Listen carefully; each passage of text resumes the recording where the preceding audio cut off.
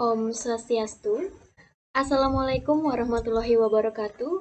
Shalom, salam sejahtera untuk kita semua. Selamat pagi kami ucapkan kepada yang terhormat Bapak Igusti Ngurah Lanang Wijaya Kusuma SSI MSI selaku dosen pengampu mata kuliah praktikum biostatistika. Sebelum itu, izinkan kami dari kelompok 4 untuk memperkenalkan diri terlebih dahulu. Perkenalkan, saya Niputu Bintang Jalastini dengan NIM 21085310004. Saya, Made Yuni Pratiwi dengan NIM 21085310005. Saya Putu Anggita Sekar Pratiwi dengan NIM 21085310006. Perkenalkan, nama saya Rosyani Munawaroh dengan NIM 21085310011. Saya Ramdan Falevi dengan NIM 21085310029. Baik, kami dari kelompok 4 akan mempresentasikan tentang tugas yang telah kami buat mengenai penentuan hipotesis dan uji hipotesis. Untuk itu, tanpa mengulur waktu terlebih lama lagi, saya Niputu Bintang Dialastini akan memulai presentasi yang pertama. Nah, di sini pada tugas terdapat persoalan sebagai berikut. Dengan menggunakan data COVID Indonesia bulanan tahun 2000 hingga tahun 2022, maka ujilah hipotesis dari vaksin efektif menurunkan resiko kematian, infeksi, dan reinfeksi. Diulangi, vaksin efektif menurunkan resiko kematian, infeksi, dan reinfeksi. Maka, tentukanlah hipotesis dan ujilah hipotesisnya. Baik, dengan persoalan sebagai berikut, apa yang kita lakukan terlebih dahulu? Sesuai dengan soal, kita harus membuat atau mencari data mengenai tentang COVID-19 di tahun 2020 hingga di tahun 2022.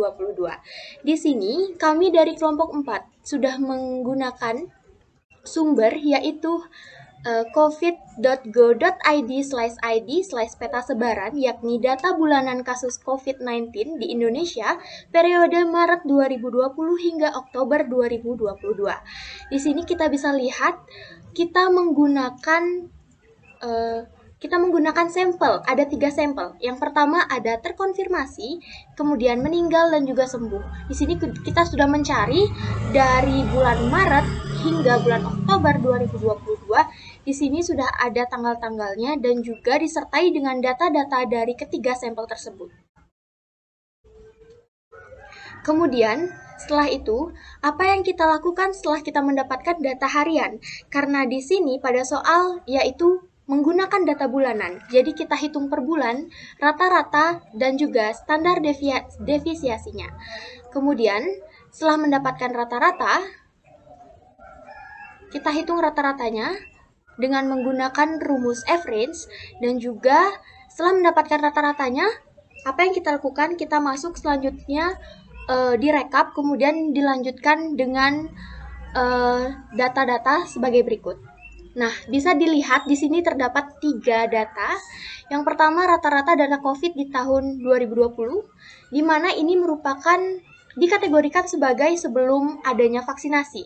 Kemudian ada rata-rata data COVID tahun 2021 setelah adanya vaksinasi, dan rata-rata COVID di tahun 2022 setelah adanya vaksinasi. Jadi, di sini ada 2 kategori, ada sebelum vaksinasi di tahun 2020 dan sesudah vaksinasi di tahun 2021 hingga di tahun 2022. Kemudian, jadi di sini dilihat pada tabel di bawah ini, kita kategorikan menjadi 2 kategori, yaitu data sebelum vaksin dan data sesudah vaksin. Jadi, di sini dapat kita lihat rata-rata yang terkonfirmasi dari bulan Maret tahun 2020 hingga Desember tahun 2020 adalah sebanyak 2.433,741 sekian. Kemudian yang meninggal ada 104,36 sekian. Kemudian rata-rata yang sembuh adalah 1.980 sekian. Kemudian kita melihat itu merupakan data sebelum terjadinya vaksin, belum adanya vaksin masuk ke Indonesia. Nah, jadi bisa kita lihat di sini rata-ratanya bisa kita masukkan. Kemudian simpang bakunya kita cari dengan menggunakan rumus simpang baku standar deviasi. Kemudian bisa kita lihat simpang baku dari terkonfirmasi di sebelum adanya vaksinasi ada sebanyak 2094,67 sekian, kemudian selanjutnya ada 504,96 sekian, dan begitu juga yang sembuh ada 1850,075 sekian.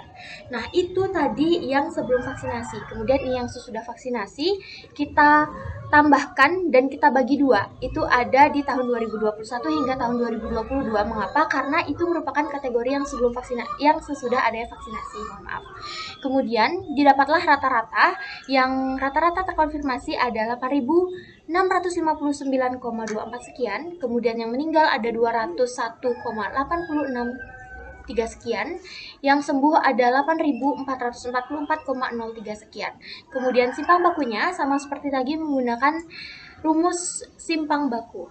Kemudian setelah didapat hasilnya, maka kita catat di tabel yang data sebelum vaksin dan data sesudah vaksin. Nah, mengapa kita harus mencari rata-rata simpang baku? Kenapa tidak mencari yang lain? Karena di sini kita akan menguji hipotesis. Nah, makanya dengan menguji hipotesis itu, kita harus membuat rata-rata dan juga simpang baku dari data-data yang telah kita dapat agar memudahkan kita untuk memasukkan rumus ke dalam rumus untuk mencari hipotesis atau mencari uji hipotesis. Baik, sekian dari saya itu tentang data-data. Kemudian selanjutnya untuk uji hipotesis akan dilanjutkan oleh rekan saya. Untuk itu waktu dipersilahkan. Baiklah, saya Ramdan. Di sini saya akan menjelaskan mengenai uji hipotesisnya. Nah, setelah pemaparan data-data tadi, sekarang kita bakal menghipotesis data tersebut menggunakan uji. Nah, ujinya uji apa? Kita bakal menggunakan uji T. Kenapa uji T? Ini dikarenakan pada hipotesis ini tidak ada varian dan kita akan menggunakan uji hipotesis satu arah. Dan kenapa satu arah? Hal ini dikarenakan telah diketahui pada soal bahwa vaksin efektif menurunkan kematian. Nah, adapun tujuan dari uji ini yaitu untuk membantu menguji hipotesis kita. Dan di sini kita juga bakal menggunakan data-data, dan apa yang bakal kita gunakan yaitu kita menggunakan data perbandingan sebelum vaksinasi dan setelah vaksinasi. Kemudian nih teman-teman, menyoal pada soal yang telah kita dapatkan yaitu dengan menggunakan data COVID Indonesia pada tahun 2020 hingga tahun 2022, maka ujilah hipotesis vaksin efektif menurunkan risiko kematian, infeksi, dan reinfeksi. Nah, teman-teman, sebelum kita menjawab soal ini, kita harus mengetahui data-data yang telah kita ketahui terlebih dahulu. Nah, di sini kita sudah mengetahui nih, kita mendapatkan H0 itu sama dengan mu kurang dari atau sama dengan 80% vaksinnya itu efektif.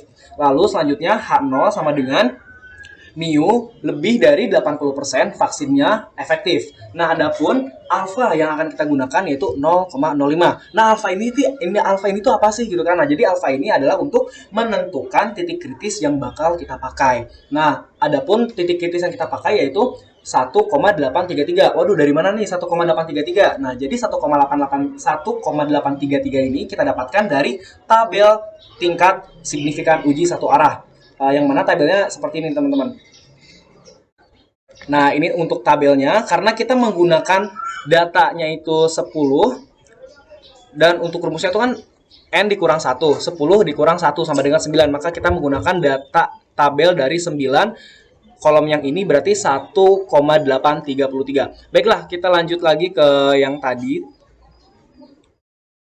Setelah diketahui data-data yang kita ketahui, maka sekarang saatnya kita mencari T ini teman-teman. Nah, untuk mencari T kita menggunakan rumus yang telah disepakati, yaitu sudah diketahui rumusnya T sama dengan X bar dikurang mu 0 per S atau standar deviasi dibagi akar N. Nah, N di sini yaitu adalah banyaknya data yang kita gunakan, yaitu 10. Kenapa 10? Karena 10 itu adalah jumlah data bulanan yang kita gunakan dari bulan Maret sampai bulan Desember 2020 sebelum vaksinasi. Nah, untuk T konfirmasi, yang terkonfirmasi, kita tinggal masukin aja teman-teman, yaitu T sama dengan rata-rata yang telah tadi dijelaskan oleh teman saya, dikurang 80 per dimasukin standar defisiasinya dan dibagi akar 10. Lalu kita hitung semuanya ini teman-teman sampai mendapatkan hasil akhir 3,550. Nah, jadi untuk T terkonfirmasi hasilnya seperti itu. Nah, untuk yang selanjutnya kita bakal mencari T sembuh. Nah, untuk mencari T sembuh sama aja teman-teman, tinggal masukin template-nya, masukin data-datanya, yaitu T sama dengan 1980, sekian dikurang 80. Dari mana 80-nya? Nah, 80-nya tentunya dari H0-nya teman-teman. Nah, itu dibagi standar deviasinya dan dibagi akar 10. Akar 10-nya itu N yang tadi teman-teman. Itu tinggal kita olah saja, kita hitung sampai mendapatkan hasil 3,246. Nah, untuk yang T terakhir yang bakal kita cari sebelum data vaksinasi yaitu T yang meninggal. Nah, untuk T yang meninggal sama tinggal masukin rumusnya dan kita masukin ke dalam rumus tersebut. T sama dengan 104, sekian dikurang 80 per 504, sekian per akar 10. Nah, kita hitung ini semuanya sampai mendapatkan hasil akhir 0,1524. Nah, untuk selanjutnya akan dipaparkan oleh rekan saya. Baik, di sini saya Rosiani akan melanjutkan selanjutnya, yaitu mengenai grafik wilayah kritis.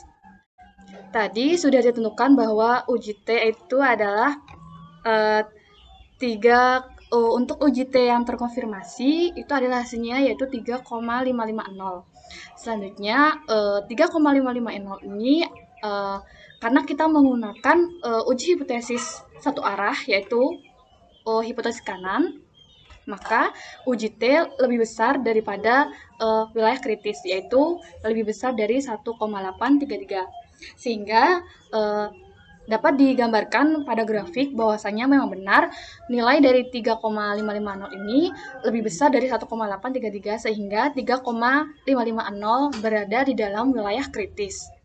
Sehingga didapatkan keputusan yaitu tolak H0.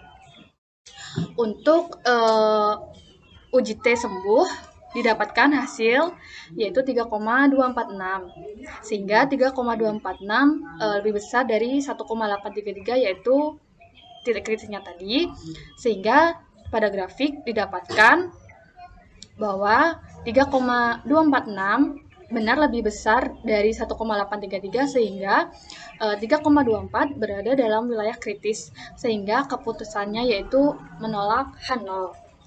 Untuk yang ketiga yaitu untuk uji T meninggal. Untuk uji T meninggal tadi sudah didapatkan hasil bahwa 0,1524, di mana bahwa 0,1524 ini tidak lebih besar dari 1,833, sehingga pada grafik 0,1524 itu terletak di luar dari wilayah kritis, yaitu di sebelah kiri dari 1,833, sehingga didapatkan keputusannya yaitu gagal menolak H0. Demikian pemaparan dari saya. Selanjutnya akan dilanjutkan oleh rekan saya. Baik, saya Madini Pratiwi melanjutkan mengenai hasil dari data setelah vaksinasi. Nah, data dari vaksin setelah vaksinasi itu kita menggunakan data dari bulan Januari tahun 2021 hingga Oktober 2022, di mana banyaknya bulan data yang kita ambil yaitu ada 22 bulan. Nah, sebelum itu kita perlu mengetahui H0 dan H1-nya, di mana H0 yang kami gunakan di sini itu mu kurang dari atau sama dengan dari 80% efektif, dan H1-nya itu lebih dari 80% efektif. Nah, di sini kami menggunakan uji satu arah kanan, karena kami ingin menguji apakah vaksin ini lebih efektif menurunkan risiko kematian. Nah, alfa yang kami gunakan yaitu 0,05, di mana alfa ini nanti akan digunakan untuk menentukan daerah kritisnya. Nah, wilayah kritis yang kami gunakan di sini itu 1,721. Di mana kita mendapatkan 1,721 ini, kita menggunakan dan kita dapatkan itu dari tabel tingkat signifikan uji satu arah. Di mana tabel itu dari kolom 0,05, kolom kedua dengan baris 22 dikurang 21 dikurang 1, mohon maaf, 22 dikurang 1, yaitu kami gunakan baris ke-21, yaitu 1,721. Baik, jadi wilayah kritis yang kami gunakan yaitu 1,721. Untuk mencari data sesudah vaksin itu, kami menggunakan data uji T, di mana data uji T ini untuk menguji satu arah dan tidak ada varian. Langsung saja ke rumusnya, yaitu T sama dengan X bar dikurang mu 0 per F per akar N, di mana X bar itu rata-rata dari masing-masing sampel yang kita gunakan, dikurang mu 0 itu sama dengan H0. Dan S itu merupakan simpangan deviasi atau simpangan baku. Akar N itu merupakan banyaknya data bulan yang digunakan. Langsung saja dimasukkan ke rumusnya dengan sampel yang pertama, yaitu terkonfirmasi dengan X bar yang kami dapatkan yaitu 8659,246978 dikurang mu 0 yaitu 80 per standar deviasi yang kita dapatkan yaitu 12615,26155 per akar N yaitu 22, di mana hasil dari pengurangan X bar dengan mu 0 yaitu 8579,24 per standar deviasi yaitu 12615,26155 per akar 22 yaitu 4,69. Kemudian 8579,24 per 2689,58 didapatkan hasil 3,18980. Kemudian kita menghitung T sembuhnya, di mana X bar yang didapatkan yaitu 844,031834 dikurang mu 0 yaitu 80 per standar deviasinya 11282,00978 per akar N yaitu 22, di mana pengurang dari X bar dikurang mu 0 itu 8364,03 per standar deviasinya masih sama per akar 22 yaitu 4,69, di mana didapatkan hasil 8364,03 per 2405,54 didapatkan hasil 3,476. Kemudian kita hitung T meninggalnya, di mana X bar yang didapatkan yaitu 201,8631101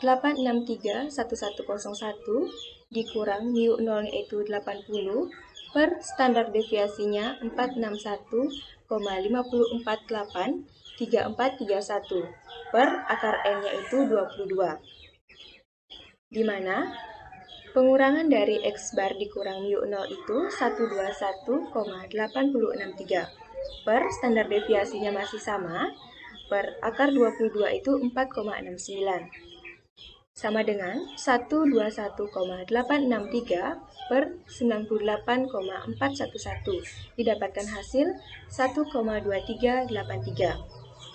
Baik, selanjutnya untuk penentuan wilayah kritis akan dipaparkan oleh rekan saya Putu Anggita. Kepada Putu Anggita dipersilahkan. Baik, terima kasih atas waktunya. Jadi saya Putu Anggita akan melanjutkan penjelasan dari Yuni tadi. Tadi sudah dijelaskan mengenai cara penyelesaian untuk menentukan nilai T untuk yang terkonfirmasi, T yang sembuh, dan juga T yang meninggal.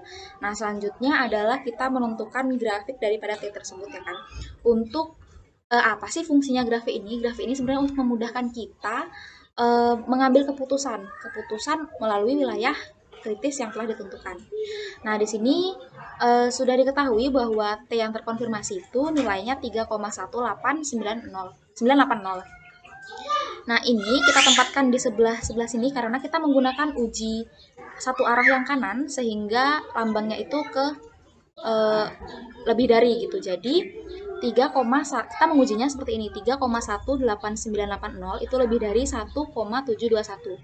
Kira-kira kan kalau kita lihat 3 itu kan lebih dari 1. Pernyataannya adalah benar. Kita taruh juga di grafiknya itu 1 itu di sebelah sini. 1,721 ini di sebelah kanan daripada garis bilangan yang 0 ini, maka wilayah kritisnya adalah ke arah yang kanan. Nah, 3 ini kan dia ditempatkan atau di sebelah kanan daripada 1 sehingga dia terdapat di dalam wilayah kritis. Nah, apabila nilai T-nya ini ada di dalam wilayah kritis, maka keputusannya adalah tolak H0. Jadi, keputusan untuk T yang terkonfirmasi ini adalah tolak H0. Lanjut, untuk yang grafik sembuh itu didapatkan T-nya adalah 3,476. Nah, 3,476 ini diletakkan di sebelah kiri, itu 3,476 lebih besar daripada 1,721. 1,721 tadi sudah diketahui bahwa dari wilayah kritisnya, dari alfa. Alfanya 0,5 ditentukan dari tabel tadi itu, jadi wilayah kritisnya ditentukan 1,721. Nah, kan 3,476 ini lebih besar daripada 1,721 itu pernyataan yang benar. Sehingga kalau kita letakkan di dalam grafik juga benar. Kenapa? Karena kita lihat di sini 1 itu di sebelah kanan daripada garis bilangan yang 0 ini, di sebelah kanan. Kemudian 3 ini kan lebih besar daripada 1. Logikanya adalah di sebelah kanan juga. Gitu. Jadi 3,476 ini atau hasil dari T sembuh ini berada di sebelah kanan juga, sama seperti yang terkonfirmasi tadi. Sehingga apabila dia di dalam wilayah kritis, maka keputusannya adalah tolak H0. Kemudian lanjut ke grafik yang ketiga, yaitu untuk data yang meninggal, yaitu uji T yang meninggal. Itu didapatkan bahwa T-nya 1,2383. Sama, diletakkan di sebelah kiri. 1,2383 itu lebih besar daripada 1,721. Pernyataan ini adalah salah karena 1,283 seharusnya lebih kecil daripada 1,721. Kalau kita taruh di dalam grafik pun seperti ini, 1,2383 itu berada di luar atau di sebelah kiri daripada 1,721. 1,721 sebelah sini. Wilayah kritisnya di sebelah kanan karena kita menggunakan uji kanan. Nah, tetapi 1,2-nya itu berada di luar daerah kritis sehingga keputusannya adalah gagal menolak H0. Baik, di sini kita sudah punya keputusan 6 keputusan dari 6 T yang telah kita cari. Keputusan keputusan yang pertama itu T terkonfirmasi dari yang sebelum vaksin, kemudian keputusan setelah vaksin yang terkonfirmasi, begitupun yang sembuh dan juga meninggal, ada perbandingan antara sebelum vaksin dan juga sesudah vaksin. Itu di sebelum vaksin, keputusan yang pertama itu menolak H0, yang bagi yang terkonfirmasi. Yang kedua juga menolak H0, sehingga dapat disimpulkan kesimpulan terkonfirmasi ini. Kesimpulannya adalah sudah cukup bukti untuk mengatakan bahwa vaksin 80% efektif terhadap pasien yang terinfeksi COVID-19. Kenapa seperti itu? Karena dia keputusannya adalah tolak H0 atau menolak H0. H0, hipotesis nolnya adalah mu, hipotesisnya itu kurang dari atau sama dengan 80% efektif. Jadi menolak bahwa hipotesisnya itu benar, sehingga yang kita gunakan adalah, mohon maaf ini seharusnya H1. Hipotesis pertama yang diterima adalah mu-nya lebih besar daripada 80% efektif. Jadi keputusannya adalah sudah cukup bukti untuk mengatakan bahwa vaksin 80% efektif terhadap pasien yang terinfeksi COVID-19. Kesimpulan yang sembuh juga sama karena keputusan yang sebelumnya itu dia menolak H0, kemudian keputusan yang kedua pun dia menolak H0, sehingga kesimpulannya adalah sudah cukup bukti juga untuk mengatakan bahwa vaksin 80% efektif terhadap pasien yang sembuh dari COVID-19 karena dia menolak H0 atau hipotesis nolnya, bahwa H0-nya tadi yang sudah disebutkan dia itu kurang dari atau sama dengan 80% efektif. Dia berarti kan dia menerima bahwa vaksin itu efektif untuk menurunkan atau untuk meningkatkan kesembuhan daripada pasien-pasien COVID-19 tersebut. Kemudian kesimpulan terakhir adalah kesimpulan yang meninggal. Di sini sudah diketahui bahwa keputusan yang pertama sebelum vaksinasi itu keputusannya adalah gagal tolak H0. Yang kedua juga setelah vaksinasi juga gagal tolak H0. Sehingga dapat disimpulkan bahwa tidak cukup bukti untuk mengatakan bahwa 80% vaksin itu tidak cukup bukti untuk mengatakan bahwa vaksin itu 80% efektif terhadap pasien yang meninggal akibat COVID-19. Jadi, belum cukup bukti atau tidak cukup bukti bahwa vaksin itu efektif terhadap pasien yang meninggal akibat COVID. Kenapa? Karena pasien-pasien yang meninggal karena COVID itu mungkin saja belum divaksinasi atau terpapar oleh penyakit lain sehingga dia lebih mudah untuk atau lebih mendapatkan resiko untuk kematiannya seperti itu. Jadi tidak cukup bukti untuk mengatakan bahwa 80% efektif terhadap pasien yang meninggal akibat COVID-19. Ini juga dibuktikan karena setelah vaksin pun masih banyak orang atau pasien yang meninggal akibat COVID-19. Baik, mungkin itu saja yang dapat saya sampaikan. Untuk itu, saya kembalikan kepada moderator. Baik, sekian penjelasan dari kelompok kami, yaitu kelompok 4. Jika ada kesalahan dalam penyampaian, kami mohon maaf. Dan untuk itu, kami tutup dengan Parama Santi. Om Santi Santi Santi Om. Wassalamualaikum warahmatullahi wabarakatuh dan selamat pagi.